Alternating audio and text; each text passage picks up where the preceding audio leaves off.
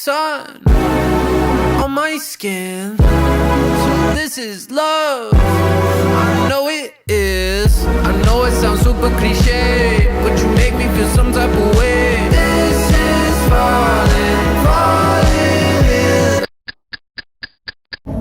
Assalamualaikum warahmatullahi wabarakatuh. Terima kasih untuk adik-adik semua yang udah mempercayakan room ya untuk dijadikan bahan materi apa ini, skripsi atau praskripsi? Tugas ya? Yes. Tugas akhir semester? Iya, strategi Oke. pemasaran. Ya, nama saya Endang. Saya pemilik dari Room Cafe and Eatery gitu kan. Apa namanya? Adik-adik butuh apa nih yang mau saya support untuk bantu tugas kuliahnya? Oke, mungkin langsung ke pertanyaan aja ya. Boleh, mangga. Mungkin untuk kapan sih awal mula kafe ini berdiri? Oke, kalau berdirinya sih dari proses pembangunan sih sekitar 2 bulan ya, sekitar September. Kita rilis itu bukannya di tanggal, memang saya memilih pas tanggal saya ulang tahun di tanggal 28 Oktober 2022 gitu. Oke, mungkin terus kenapa sih dikasih nama Room Cafe Eatery ini? Ada filosofinya nggak? Filosofinya ya, kalau saya awalnya memang pemilihan nama itu adalah pengen yang namanya itu mudah diingat sama anak-anak ya, yang simple. Misalnya kalau teman-teman buat appointment sama teman-teman janjian, di room ya, ngeroom ya gitu. Biasanya kan orang konotasi room itu negatif ya, Yeah. tapi saya mau buat itu Jadi suatu hal positif. yang menjadi positif gitu.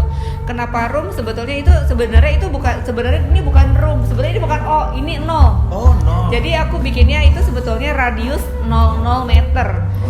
Filosofinya ini pemikiran saya pribadi ya. Jadi radius 00 meter adalah saya mau membuat konsep kafe yang antara owners dengan karyawannya nggak ada jarak, antara owners dengan pemain band nggak ada jarak, terutama dengan owners dan customer nggak ada jarak. Mungkin kalau misalnya teman-teman mau memperhatikan beberapa kali datang ke sini, mungkin saya suka ngejamu tamu, ngobrol, ikut mingle.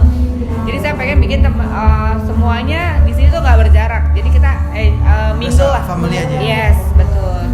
Terus untuk kita ngomongin konsep. Nah, ini kan kita lihat konsepnya ada yang indoor dan outdoor. Ya. Nah, bagus juga lah ini konsep. Iya. Ketika untuk musim hujan proper, Yes. di musim panas juga proper. Betul.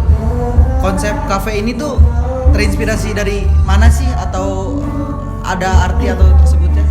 Kalau konsep memang saya membuat tempat yang memang selama ini saya cari gitu ya. Kebetulan berawal daripada saat pandemi ya, itu kan ada WFH gitu kan. Kebetulan saya sebelum buka ini kan saya bankers.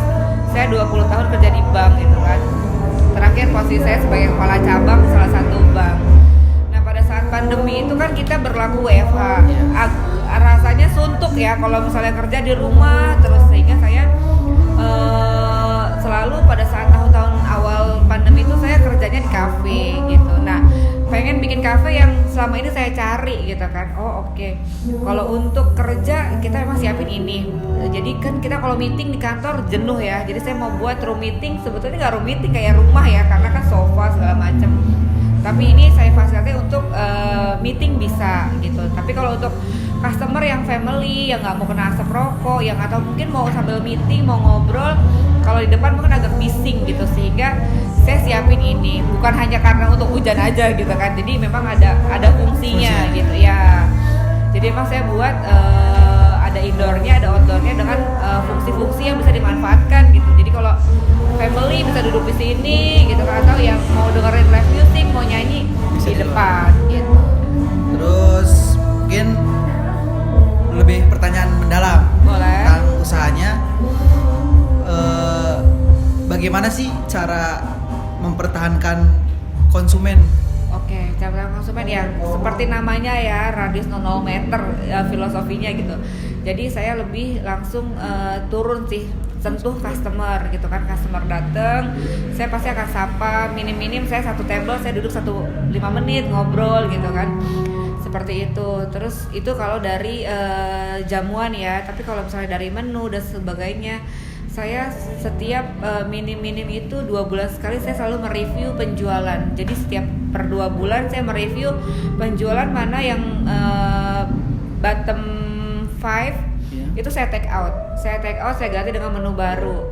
Begitu juga dengan menu yang minuman maupun yang makanan. Jadi setiap menu itu seper 2 bulan selalu ada perubahan. Karena saya pengen customer saya setiap datang ke sini jangan sampai dia udah bingung nih kalau datang, aduh menu ini udah makan apa lagi ya gitu. Sehingga sehingga per 2 bulan saya akan mereview penjualan yang paling rendah 5 terbawah saya akan take out, saya ganti lagi dengan menu yang baru. Itu yang saya coba pertahankan sehingga jangan sampai customer kalau datang, aduh gue udah makan ini, makan itu, makan ini, kesana bingung makan apa lagi. Jadi kalau dari makanan saya konsepnya seperti itu, per 2 bulan saya akan review menu, akan ganti.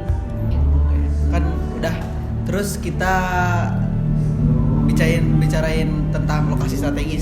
Kenapa sih milih di daerah sini, Pekansari ya ini kan lebih tepatnya? Betul. Ya, di sini itu mungkin bisa dibilang Balinya Kabupaten Bogor ya. Ini memang rame. Di sini memang kondisinya sedang bergairah kafe gitu. Tapi yang namanya kafe itu dari ujung ke ujung di sini ada. Saya mau buat tempat yang memang bisa memfasilitasi anak-anak muda gitu, yang sesuai dengan kantongnya juga. Mungkin kalau teman-teman buka menu saya nggak perlu baca terlalu banyak, jadi satu menu itu saya buatnya teman-teman cukup makan 50.000 dapat makan dapat minum. Jadi saya konsepnya memang saya buat seperti itu, melihat marketnya juga. Jadi memang saya ngebidiknya itu middle low itu bukan yang memetak-metakan ekonomi ya, tapi masuknya ke mahasiswa dan anak pelajar ya gitu. Jadi saya memang konsepnya ambilnya ke situ. Oke, kan tadi udah kakak ngebahas target pasarnya ya. Jadi untuk harga. Nah, yang signifikan harga di sini tuh sebenarnya awalnya untuk anak muda kah atau orang tua atau all family yang bisa masuk? Saya memang fokusnya itu untuk mahasiswa pelajar khususnya. Karena saya berpikir gini, kalau misalnya saya ngebidiknya pekerja, berarti kan masuknya dia ke middle up ya.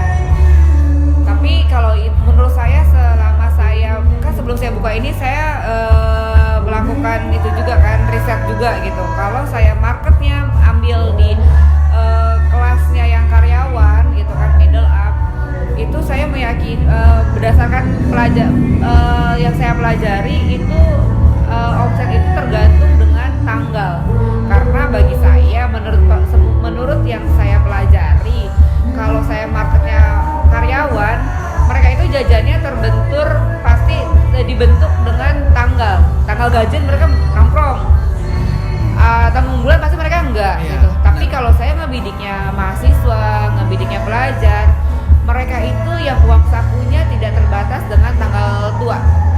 Karena mau tanggal tua itu orang tuanya, mau tanggal tua mereka terdapat uang jajan kan. Jadi saya mau ngebidiknya marketnya ke situ. Gitu. Untuk menu best seller di sini, mau minuman mau makanan, itu menurut kakak apa?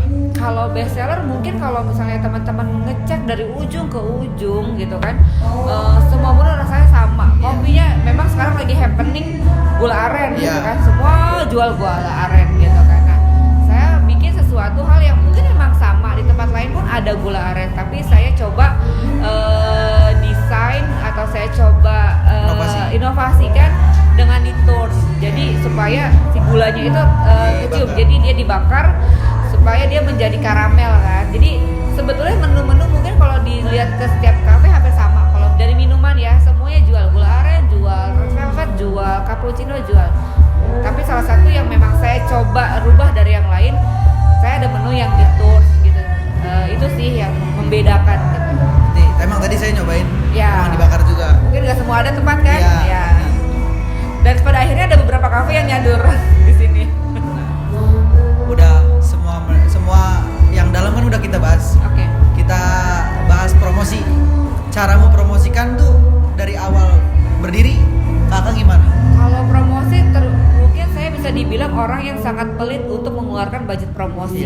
Karena menurut saya mungkin teman-teman juga udah tahu lah ya, kalau setiap orang buka kafe banyaklah mereka yang menggunakan sosial medianya dengan beli followers segala macam. Kalau saya nggak pakai itu, dan saya pun nggak terlalu pakai banyak endorse, walaupun banyak banget yang nawarin buat endorse gitu. Jadi saya hanya mempromosikannya memang saya mempertahankan konsistensi rasa, mempertahankan konsistensi pelayanan, dan saya coba membedakan untuk bandnya. Jadi saya band selalu ada, tapi setiap harinya tuh genrenya berbeda-beda gitu.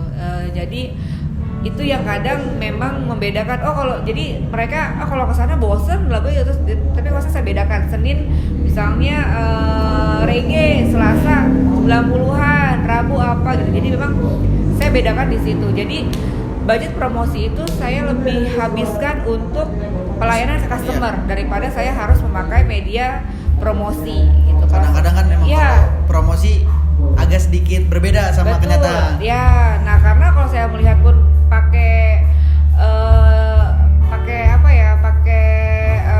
endorse segala macam, rasa-rasanya jenuh deh kalau mau melihat media sosial. Rata-rata semuanya hampir sama video-video. Jadi saya budget itu saya manfaatkan untuk ke customer lagi biar mereka bisa menikmati. Gitu. Mungkin dengan pelayanan yang bagus, customer juga akan balik lagi. Ya, gitu. Jadi lebih kepada itu sih, budget promosi saya alihkan untuk menservis customer. Gitu. Terus menurut kakak menggunakan, kan sekarang di era modern nih, strategi apa sih yang kakak keluarin usaha ini biar terus berkembang? Kalau saya memang untuk mempertahankan yang pasti tadi yang sudah kita bahas gitu kan, cita rasa harus tetap konsisten gitu kan. Harga murah tapi rasanya nggak murahan, itu sih yang saya coba tetap pertahankan gitu ya. Sehingga kalau kita mau ibaratnya harga mahal nggak menjamin enak, tapi mau rasa enak nggak harus mahal gitu. Memang tempat mungkin bisa dilihat sangat sederhana ya, makanya saya sebetulnya nggak berani bilang ini kafe karena banyak beberapa yang memang belum proper gitu. Tapi kalau rasa saya berani bersaing dengan kafe-kafe yang memang udah proper sekali. Kalau tempat kita memang ala kadarnya lah gitu. Tapi emang tempatnya bagus, jadi nggak buat orang takut masuk. Yes, jadi kan kalau kayak teman-teman punya uang cuma 50.000, mungkin kalau lihat beberapa kafe yang ada di sini, ada beberapa mungkin takut dong masuk gitu kan. Aduh mau dapat apa 50.000, tapi kalau kesini saya yakin teman-teman nggak takut masuk. Gitu. Terus ini sebenarnya pertanyaannya boleh kakak jawab, boleh ya enggak juga nggak apa-apa. Tahun keberapa sih? Akan BP? Bukan, tahun berapa sih tempat kafe kakak itu apa ya? Udah profit? Ya, mendapatkan kenaikan yang signifikan. Oke, ini kan belum hitungan tahun ya, baru 6 bulan ya. Di awal pertama buka itu saya buka di akhir Oktober, itu nggak masuk hitungan ya, karena saya ibaratnya di awal bulan itu masih banyak ngundang tamu gitu ya. Jadi di November, Desember, Januari, Februari itu alhamdulillah setiap bulannya omset kami naik terus, alhamdulillahnya. Tapi saya juga nggak bisa ibaratnya bertenang diri nih karena baru 5 bulan ya berjalan. Khawatirnya adalah ini orang masih penasaran aja pengen datang gitu kan, karena yang namanya usaha biasanya after 6 bulan baru kelihatan dimana dia memang angka omset yang nyatanya tuh customer loyalnya berapa. Karena kalau di 6 bulan pertama itu biasanya orang masih penasaran gitu ya. Tapi alhamdulillah dari awal kami buka kita udah profit gitu. Harusnya sih kalau terus stabil seperti ini, dari yang sudah saya keluarkan harusnya setahun setengah saya sudah BP. Terus kan tadi udah ngomongin kenaikan ya, dan kakak juga udah jawab soal penurunan lah, walaupun nggak terlalu banyak. Berarti untuk omset belum terlalu ada penurunan. Penurunan itu kemarin hanya terjadi di bulan Februari ya, karena hujan. Karena kan bisa dilihat saya hampir 70% outdoor ya gitu. Jadi alhamdulillahnya dari 6 bulan kita buka ya, Oktober, November, Desember, Januari, Februari, Maret ya, 6 bulan berjalan sekarang 5 bulan setengah lah ya. Omset itu hanya dipengaruhi karena cuaca aja. Gitu. Jadi kalau misalnya cuaca, jadi memang terpengaruh dengan faktor cuaca. Karena memang saya 70% 70% itu lebih banyak outdoor. Gitu. Mungkin segitu aja. Oke, ada lagi yang lainnya? Cukup Siap, jelas. baik, Mungkin makasih. nanti yang mau follow di sini Ya, kita jangan lupa taruh. follow Instagramnya Room Cafe ya. Oke, terima kasih. Makasih Kakak. Ya, sama-sama.